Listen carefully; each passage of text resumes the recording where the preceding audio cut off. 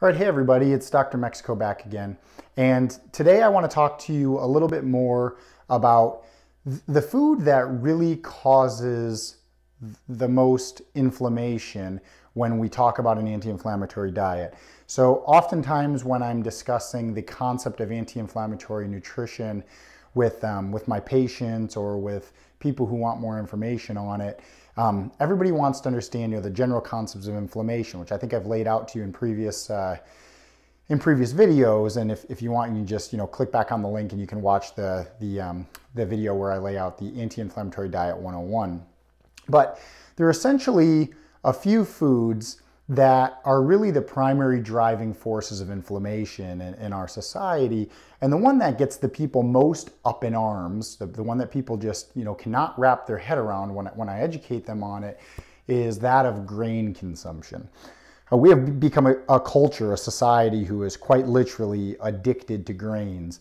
And there are several reasons why grains promote inflammation.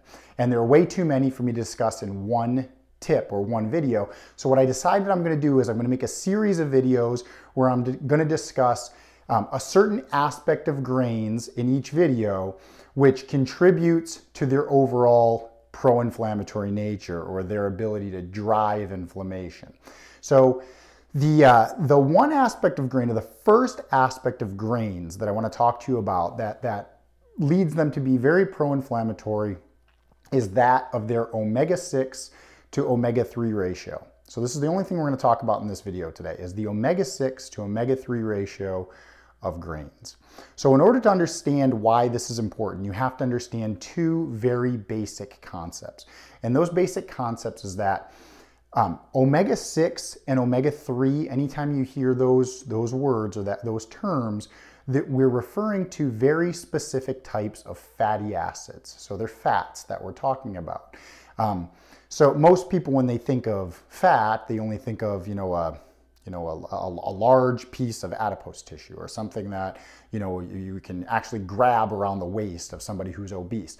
And these are not really the fats that we're talking about. Those fats, believe it or not, though, that adipose tissue actually drives even more inflammation as well. And we'll talk about that in a different tip. But for today, we're just going to talk about two fats, and I'm going to talk about them very simply.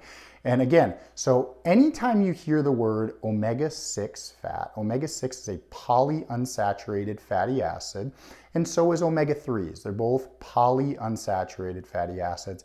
The average person watching this need not understand what polyunsaturated fatty acid, or PUFA, means, but just understand that they're a small portion of fats that we consume from our diets are polyunsaturated fatty acids.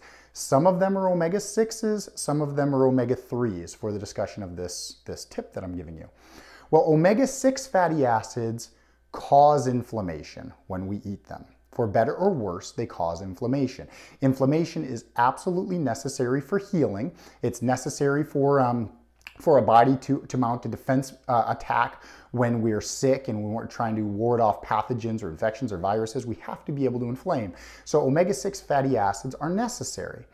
So omega-3 fatty acids, when we consume them, result in an anti-inflammatory effect. So ideally, when we consume foods, we want to consume foods that have one omega-6 fatty acid and one omega-3. So we want to balance 1-to-1.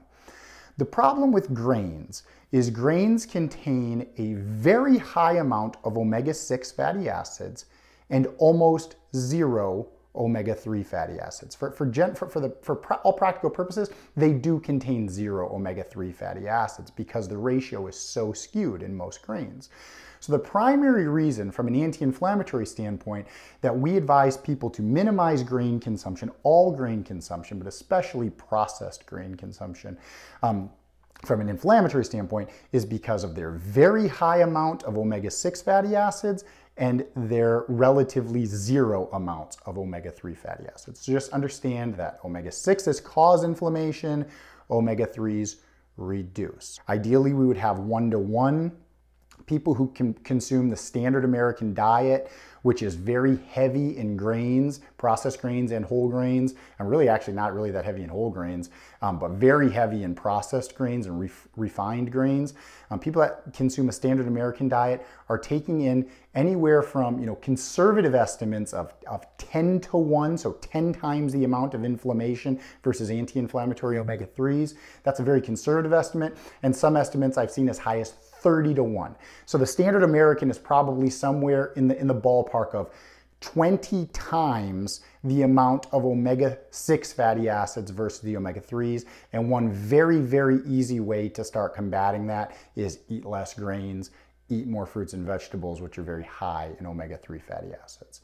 So that's your healthy tip for the day. That's the reason number one why grains inflame in this series that I'm going to be doing over the course of the next few weeks, that I'm going to title Why Grains Inflame.